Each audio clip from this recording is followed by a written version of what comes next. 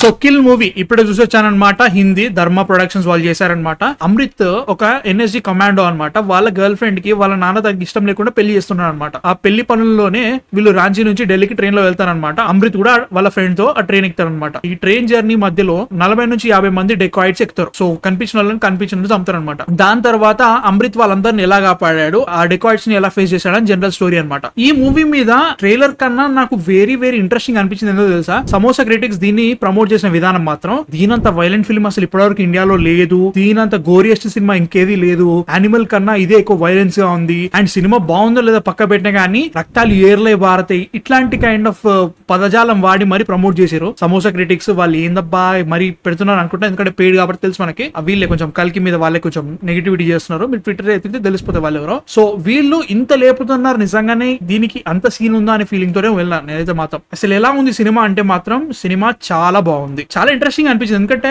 నేనైతే మాత్రం వైలెన్స్ సినిమాలు ఎక్కువ చూస్తా, అందులోనూ డీసెన్సిటైజ్ అయిపోయాను అనుకుంటా. ఎంత తలలు దిగినా ఏవైనా కానీ నేను లైట్ తీసుకుంటున్నా. అలాంటిది ఒక ఇండియన్ సినిమా ఎలా ఉండబోతుందో చూద్దాం అనుకున్నాను అనమాట.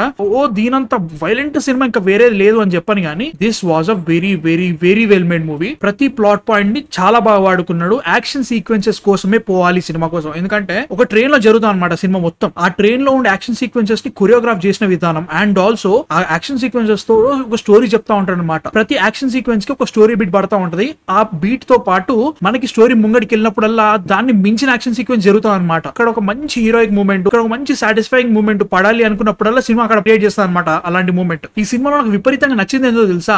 No matter what the action sequences, no matter how gore it is, how violent it is, దీనిలో ఒక మంచి ఎమోషనల్ క్వశ్చన్ ని స్టార్టింగ్ నుంచి పట్టుకున్నాడు. మనకి స్టార్టింగ్ లో ఇంట్రడ్యూస్ చేసిన పాయింట్ ని లాస్ట్ వరకు లాక్కొస్తాడు అనమాట. ఆ ఎమోషనల్ క్వశ్చన్ క్రియేట్ అయిన తర్వాత ఇంకా ఏ జరిగినా ఇబ్బంది లేదు, నీ ఇష్టం, ఫ్రీడమ్ తో ఎవరిని చంపు, ఎవరైనా నరకని ఫ్రీడమ్ నువ్విస్తావు క్యారెక్టర్ కి. సినిమా మొత్తంలో ఒక సర్టన్ పాయింట్ తర్వాత లీడ్ యాక్టర్ అన్హింజ్డ్ అయిపోతాడు. అసలు ఏవి పట్టించుకోకుండా స్టార్ట్ చేస్తున్నమాట.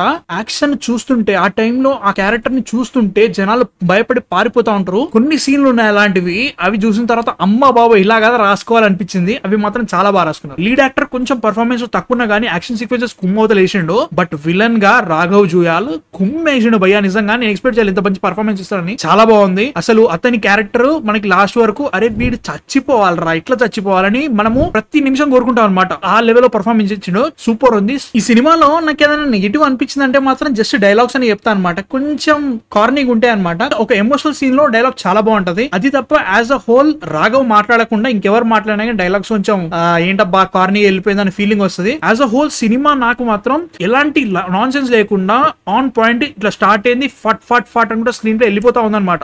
ఎక్కడ కూడా ఆగలేదు, ఎక్స్ప్లెయిన్ చేస్తూనే ఎక్కడ కూడా ఓవర్ ఇండాల్జ్ కాలేదన్నమాట. ఎందుకంటే ఒక సీన్ మీద ఎక్కువసేపు లేరు, చూపించారు, ఇది జరిగింది, కథ మూవ్ ఆన్.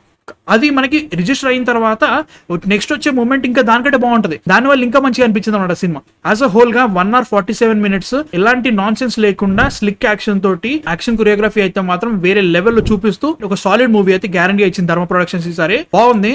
దీని మరీ ఒక ఆస్కర్ లెవెల్ సినిమా లెవెల్లో లేపకున్నా గానీ మన ఇండియాలో ఇలాంటి సినిమాలు కూడా రాబోతున్నాయి. ఈ సినిమా కూడా సక్సెస్ఫుల్ కావాలి. ఎందుకంటే ఇలాంటి సినిమాలు వస్తేనే ఇంకా మనకి ఈ గోరు, వైలెన్స్, యాక్షన్ ఎలాంటి రెస్ట్రిక్షన్స్ లేకుండా యాక్షన్ సీక్వెన్సెస్ జరుగుతాయి నా అభిప్రాయం అనమాట.